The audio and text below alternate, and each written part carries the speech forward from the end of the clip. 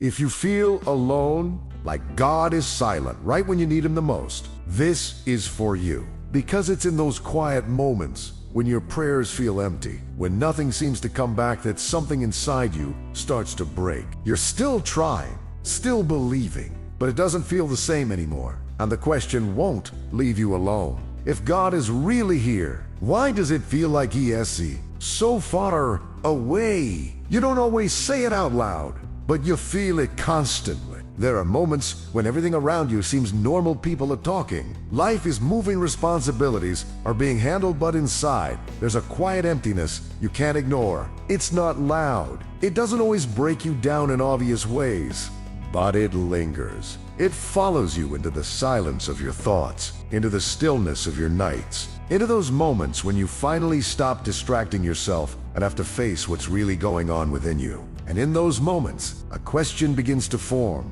almost without permission. If God is with me, why do I feel so alone? You've tried to pray. You've tried to stay consistent, to say the right words, to believe even when it feels difficult. But lately, something feels different. Your prayers don't carry the same weight they used to. They feel empty, like you're speaking into space, hoping something or someone is listening, but there's no response. No clear sign. No sense of comfort that you expected would come. And that silence starts to feel heavy. At first, you try to ignore it. You tell yourself it's just a phase. Maybe you're tired. Maybe you're over it. But the more you sit with it, the more it grows. The silence doesn't fade, it becomes more noticeable. More personal, almost like a distance that shouldn't be there. Because you were taught that God is near, that He listens, that God is, that He responds. So why doesn't it feel that way now? This is where the internal battle begins. Not on the outside, where people can see it, but deep within your mind. Thoughts start to move faster. Questions begin to multiply. You replay your prayers, wondering if you said something wrong. You reflect on your actions, questioning if you've done something to create this distance. Did I miss something? Did I do something wrong? Is God upset with me? Or worse, has He become distant? You don't necessarily believe those thoughts completely, but you also can take note of them. They sit there, quietly influencing how you feel, shaping your perception of everything. And slowly, your confidence begins to weaken. Because when you expect connection but feel silence, it creates confusion. And confusion, if left unchecked, often turns into doubt. You still believe in God? That hasn't changed. But now your belief feels more complicated, less certain. Not because God changed, but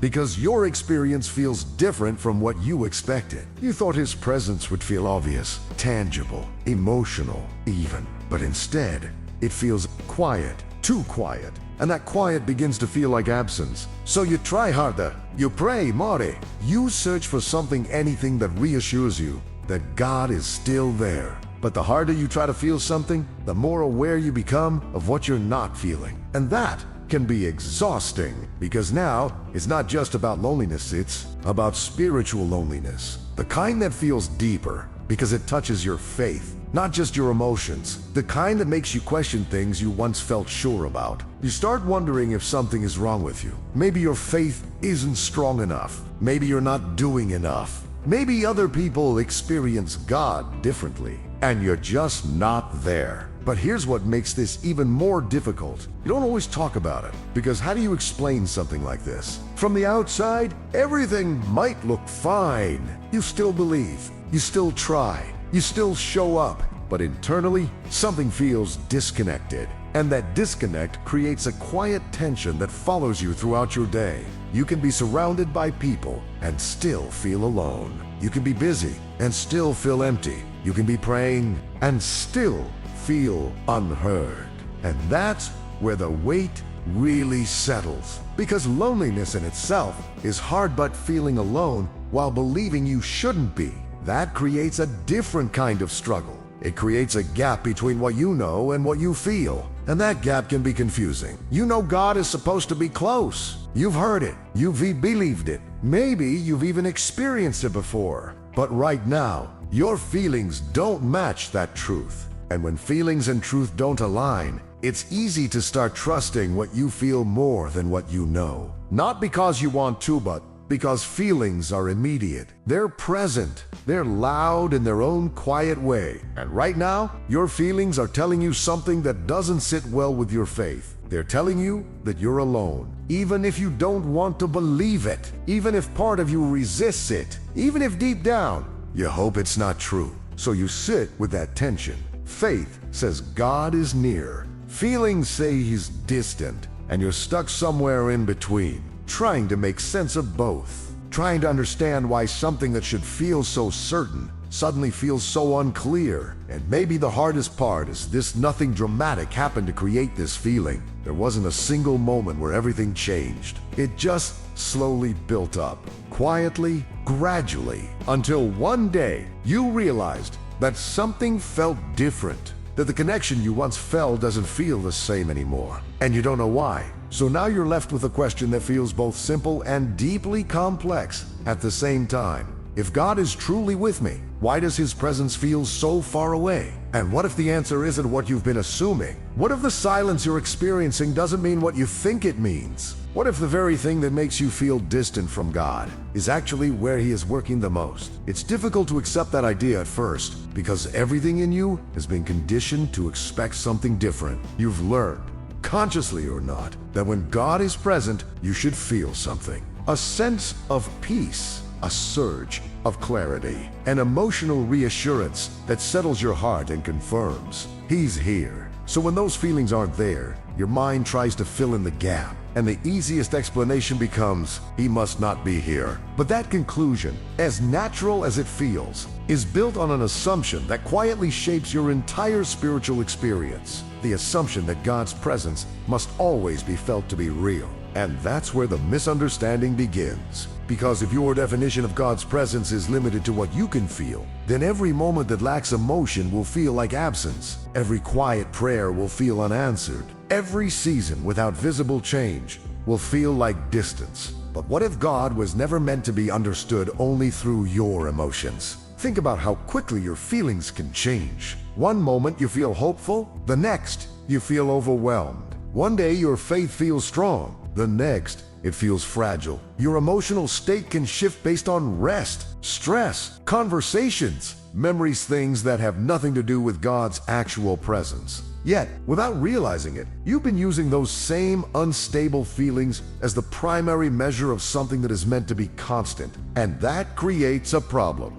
Because when your emotions become the filter, they don't just reflect your experience, they begin to define your reality. So if you feel alone, it starts to seem like you are alone. If you feel distant, it starts to seem like God is distant. If you feel nothing, it starts to seem like nothing is there. But feelings, as real as they are not always reliable indicators of truth. And this is where the tension deepens. Because part of you knows this. You've heard it before, don't trust your feelings, trust God. But when you're actually in the middle of it, when the silence stretches longer than you expected, when your prayers don't seem to move anything, it's not that simple. You're not just dealing with a concept, you're dealing with an experience that feels real, an experience that repeats itself enough times that it starts to shape your expectations. And once your expectations are shaped, they begin to influence how you interpret everything that follows. So now, instead of approaching God with openness, you approach him with quiet uncertainty. Not always consciously, but it's there. You pray, but a part of you wonders if anything will happen. You wait, but a part of you expects more silence. You try, but a part of you feels like it won't make a difference. And that internal shift changes how you experience everything. Not because God changed, but because your interpretation did. And this is the subtle danger of misunderstanding silence. Silence, by itself, is neutral. It doesn't carry meaning until you assign one to it. But when you consistently interpret silence as absence, it begins to reinforce a belief that slowly distances you not from God, but from your awareness of him. And that distinction matters more than it seems, because there's a difference between God being absent and you're feeling like he is. One is a reality, the other is a perception. And if those two things are not the same, then it means something important. It means your experience, as real as it feels, might not be telling you the full truth. But then the question becomes if silence doesn't mean absence. What does it mean? Why would God allow a season where you seek Him and don't feel anything in return? Why would He remain quiet when you're asking, searching, waiting, and maybe even more personal than that? Why would He allow you to feel this way? Those questions demand simple, immediate answers. And that's part of what makes this so difficult. Because your mind naturally wants resolution. It wants clarity. It wants something that explains the gap between what you believe and what you feel. But instead of quick answers, you're given something else. A space. A space where your expectations are challenged. A space where your assumptions are exposed. A space where something deeper is being formed whether you recognize it yet or not. And this is where a quiet shift begins to take place. Because if you stay in this moment long enough, not running from it, not forcing a feeling, but simply observing it, you start to notice something. The silence isn't empty. It feels empty, but it isn't. There is something happening beneath the surface of your awareness, something that doesn't depend on your emotional state to be real. And this is where your understanding begins to expand. Maybe God's presence isn't always loud. Maybe it isn't always emotional. Maybe it isn't always immediate. Maybe it's consistent in a way that your feelings are not. And if that's true, then it changes everything. Because now, instead of asking, why don't I feel God? A different question starts to emerge. What if God is here and I just expected Him to show up differently? And if that question is worth asking, then there's something else you need to consider. What else might you have misunderstood? Without realizing it, there's a quiet but powerful tension growing inside you, whether you've fully noticed it or not. It's the tension between what you feel and what you know is supposed to be true. And the longer you stay in this space, the more that tension begins to demand an answer. Because your feelings are convincing. They don't just pass through your mind, they settle in your body. They influence your energy, your motivation, your perspective. When you feel alone, it's not just a thought. It becomes an experience. It shapes how you see your day, how you approach prayer, how you interpret silence. And because those feelings are so present, so immediate, they start to feel like truth. Not just something you're going through, but something that is. And that's where things begin to get complicated. Because while your feelings are real, they are not always accurate. That's a difficult distinction to accept, especially when you're in the middle of it. Because dismissing your feelings entirely isn't the answer. They matter. They reveal what's happening inside you. They point to areas of fear, exhaustion, longing. They are signals. But signals are not the same as conclusions. And somewhere along the way, it becomes easy to treat them as if they are. So when you feel distant from God, the conclusion becomes, God must be distant. When you feel unheard, the conclusion becomes, God must not be listening. When you feel nothing, the conclusion becomes, there must be nothing there. But what if those conclusions are built on unstable ground? Think about how often your emotions shift without warning. There are days when everything feels manageable, even hopeful. And then, without a clear reason, your thoughts grow heavier. Your energy drops. The same life that felt stable yesterday now feels overwhelming today.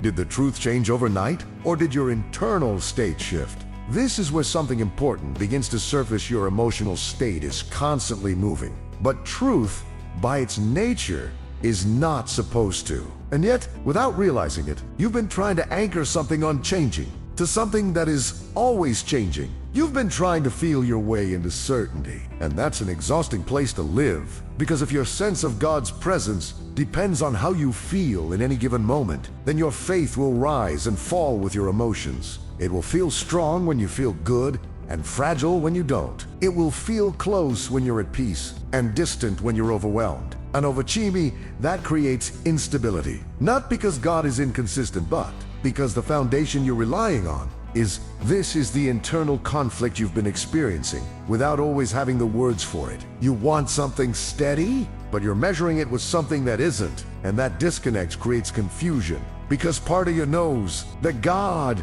is constant, that His presence isn't supposed to come and go based on your mood, that His nature doesn't shift depending on your circumstances. But another part of you, the part that keeps pulling you in a different direction. And when those two parts don't align, it creates pressure. Pressure to figure it out. Pressure to fix how you feel. Pressure to somehow force your emotions to match what you believe. But the more you try to force a feeling, the more aware you become of its absence. And that leads to frustration. Because now it's not just about feeling alone, it's about not being able to change that feeling, no matter how hard you try. So what do you do when your feelings refuse to cooperate with your faith? This is where a subtle but life-changing shift needs to happen. Instead of asking, how do I make myself feel closer to God? What if the question becomes, what is actually true, even when I don't feel it? That question changes the direction of everything, because now,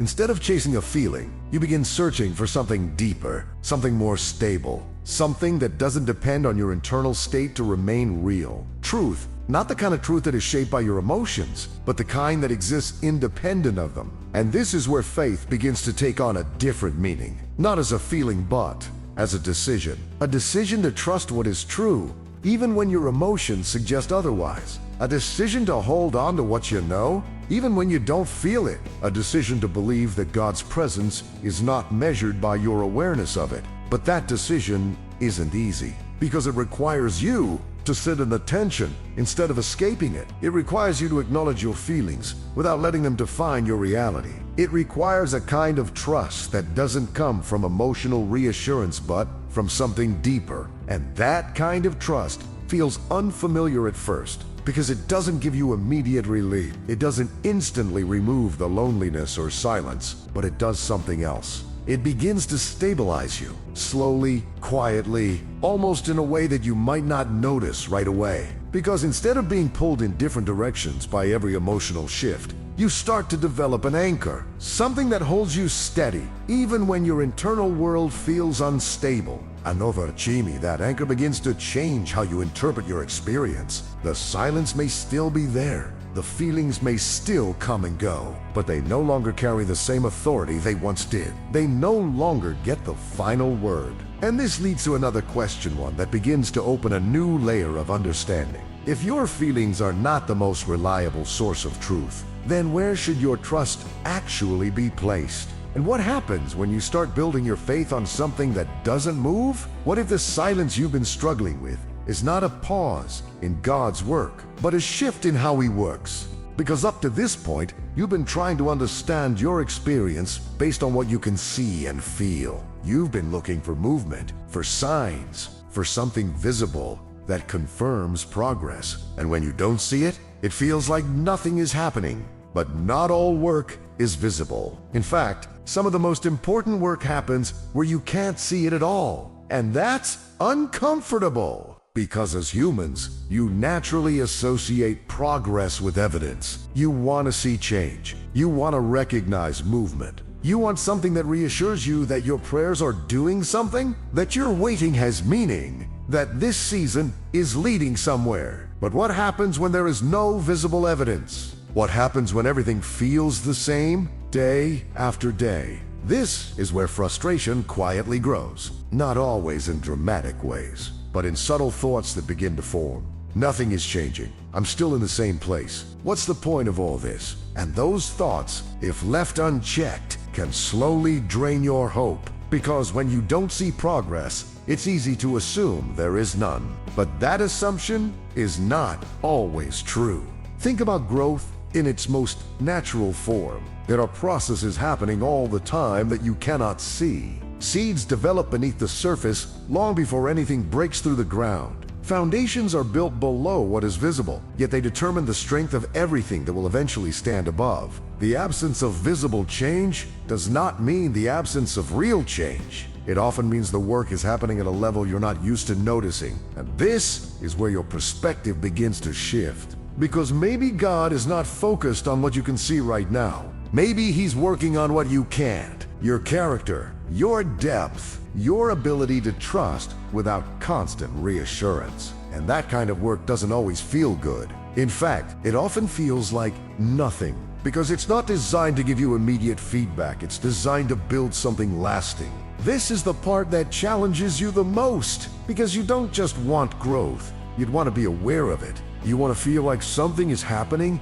But what if awareness isn't the point of this season? What if this is a season where God is doing something so internal, so foundational, That T need your emotional confirmation to be real. That thought changes the way you see your current experience. Because now, instead of interpreting the silence as inactivity, you begin to consider the possibility that it's intentional, not random, not careless, not distant, but purposeful. And that raises a deeper question. What kind of work requires silence? Because if God wanted to, He could make everything obvious. He could respond in ways that remove all doubt, all uncertainty, all waiting. But if He chooses not to, if He allows this quiet space to exist, then there must be something about this environment that matters. Something that couldn't be developed the same way if everything were loud, clear, and immediate. And maybe that something is trust. Not the kind of trust that comes easily when everything feels certain, but the kind that is formed when certainty is not present. The kind that doesn't depend on constant signs. The kind that isn't built on emotional highs. The kind that remains even when things feel unclear. That kind of trust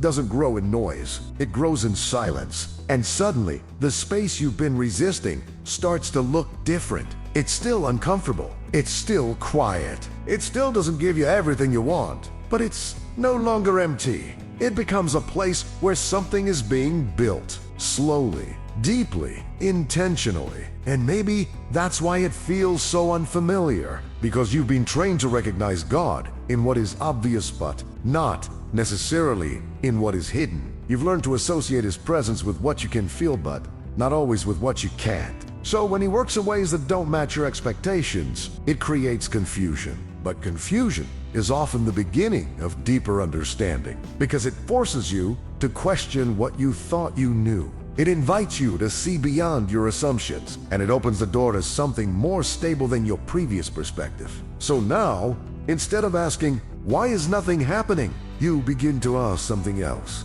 What if something is happening, and I just can't see it yet? And if that's true, then there's another layer to consider. What exactly is God preparing in this hidden season that couldn't be formed any other way? What if the loneliness you've been trying to escape is actually an invitation, not a punishment, not a sign that something went wrong, but a space that was allowed intensely for something deeper to happen? That idea may feel uncomfortable at first, because everything in you wants to move away from loneliness, not toward it. You naturally try to fill it, distract from it, explain it, or fix it. Anything to avoid sitting in it too long. Because when you do sit in it, it exposes things. It exposes the thoughts you've been avoiding, the fears you've been pushing aside, the questions you they want to ask. And maybe that's part of the reason this season feels so heavy. It's not just that you feel alone, it's that in the absence of noise, you're left with yourself. Your mind becomes louder, your thoughts become clearer,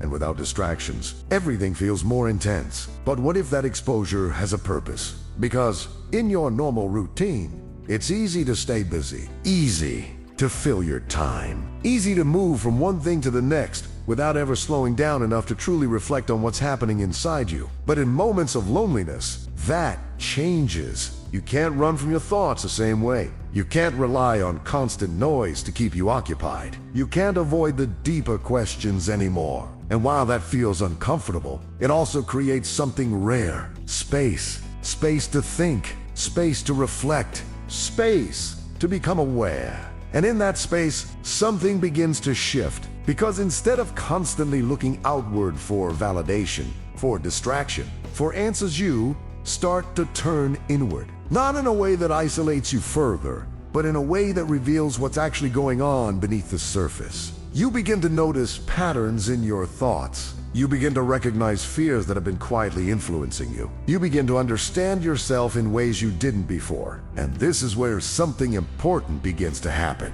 Because the same space that reveals your inner world also creates room for a deeper connection with God. Not the kind of connection that depends on emotional highs or external confirmation, but something quieter, more intentional, more real.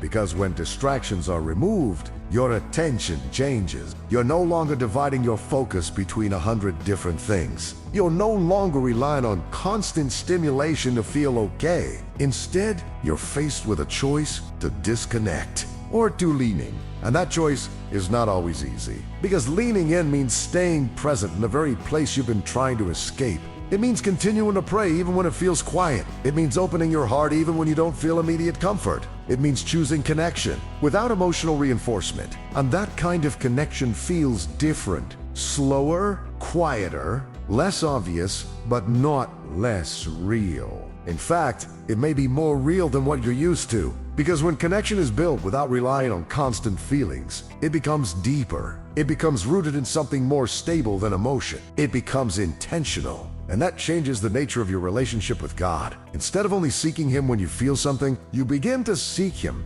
even when you don't. Instead of measuring His presence by your emotions, you begin to trust that He is present regardless of how it feels. And slowly, something begins to form. Not a sudden breakthrough, not an overwhelming emotional moment, but a quiet awareness. An awareness that maybe you're not as alone as you thought. Not because the feeling completely disappears, but because your perspective begins to shift. You start to notice small things you overlooked before. Moments of clarity in your thoughts. A sense of being guided, even subtly. A quiet pull to keep going, even when it's hard. And those moments don't come at loud confirmation, but they carry a different kind of weight. A steady cut. And this is where loneliness begins to change its meaning. It's no longer just something to escape, it becomes something to understand. Because maybe this season isn't about removing the feeling of loneliness immediately. Maybe it's about transforming what that loneliness produces in you.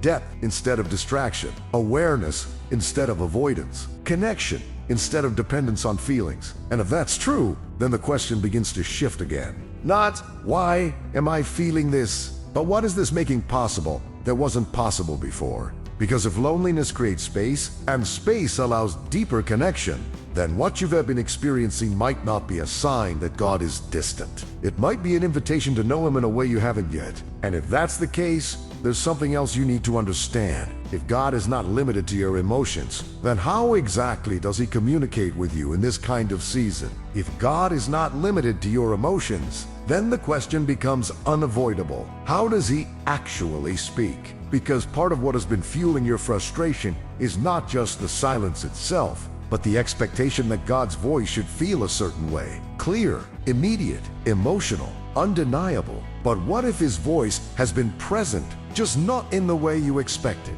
This is where your understanding begins to deepen in a very practical way. Because God's communication is not confined to a single form. It's not dependent on a feeling, a moment, or a sudden experience. In fact, one of the most consistent ways God speaks has been available to you the entire time, even in the silence, through His Word. The Bible is not just a collection of ancient writings. It is described as living, active, and purposeful, revealing truth, direction, and the nature of God in a way that does not fluctuate with your emotions. And this matters more than you might realize. Because while your feelings change, the truth within Scripture does not. So even in a moment where you feel alone, the truth still says God is near. Even when you feel unheard, the truth still says He listens. Even when you feel uncertain, the truth still speaks with clarity. But here's the challenge. Truth doesn't always come with a feeling attached to it. And that's where many people miss it, because you've been conditioned to associate God's voice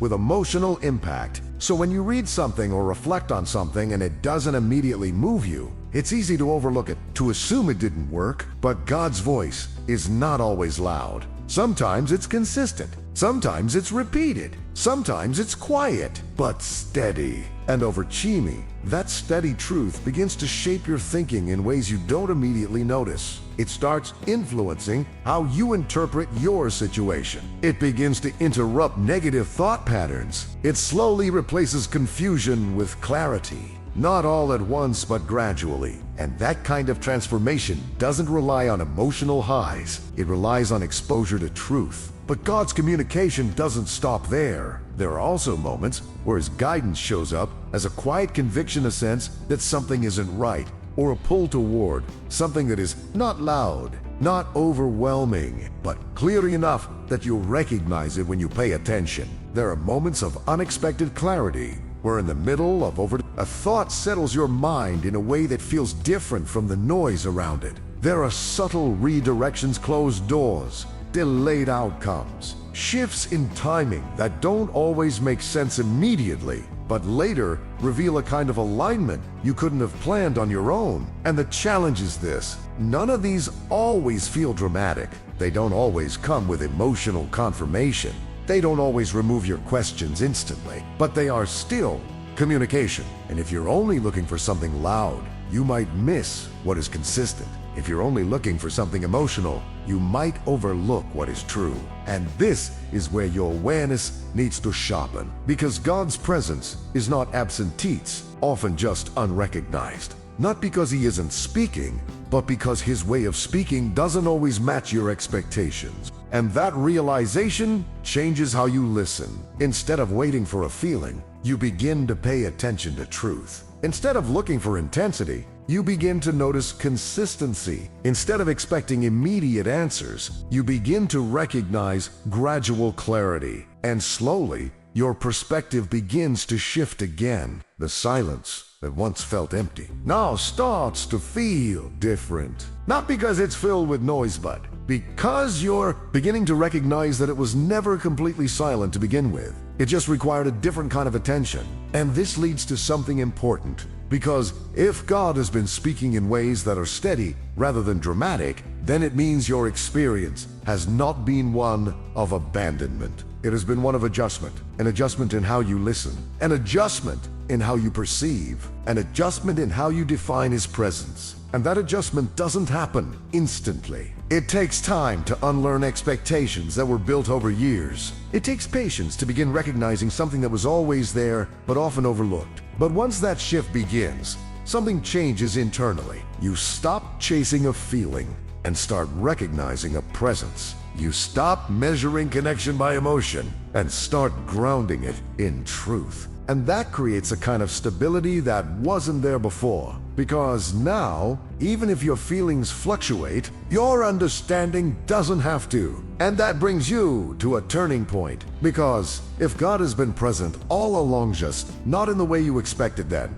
the original question begins to change. It's no longer just, why do I feel alone? No, it becomes, if God has been here the whole time, what does that mean for how I move forward from here? At the beginning, the question felt heavy. If God is with me, why do I feel so alone? It didn't just sound like a question, it felt like a contradiction, something that didn't make sense, something that created tension between what you believed and what you experienced. But now, after everything you've started to understand, that question doesn't carry the same weight anymore. Not because the feeling completely disappeared, not because every moment suddenly feels full and certain, but because your perspective has changed. You've started to see something that wasn't clear before. God's presence was never dependent on your ability to feel it. And that realization begins to settle something deep inside you. Because it means that in every moment you thought you were alone, you weren't. Even in the silence, even in the confusion, even in the nights where your thoughts felt overwhelming and your prayers felt empty, he was there, not distant, not absent, not waiting for you to do something right before coming closer, but present in a way that didn't rely on your awareness to be real. And that changes everything. Because now, instead of trying to force a feeling, you can begin to rest in something more stable. Truth, the truth that God is near, even when your mind feels crowded. The truth that he listens, even when your prayers feel quiet. The truth that he is working, even when you don't see movement. And that truth doesn't need to be proven through emotion to be valid.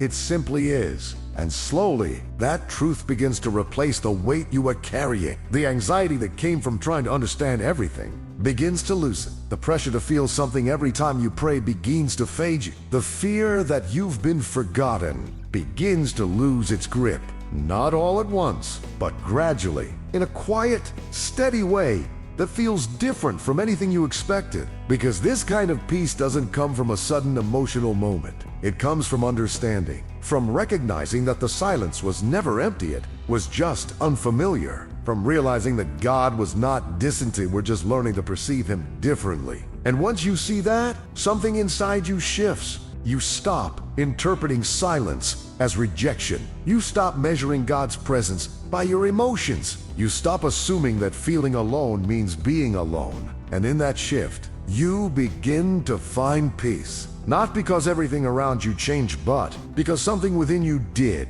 Your faith becomes steadier, not built on how you feel today or tomorrow, but on something that doesn't move. Your trust becomes deeper. Not because you have all the answers, but because you no longer need constant reassurance to believe that God is present. And your relationship with Him becomes more real. Not dependent on emotional highs, but grounded in truth, consistency, and quiet awareness. And maybe, for the first time in a while, you notice something subtle. You're still in the same life, still facing some of the same challenges, still having moments where your thoughts get heavy, but something feels different. Not louder, not overwhelming, just steady, like you're not carrying everything on your own anymore. Like even in the quiet, there is something holding you. And that's when you begin to understand. God didn't leave. He didn't become distant. He didn't stop listening. He was there in the silence. He was there in the waiting. He was there in the moments you questioned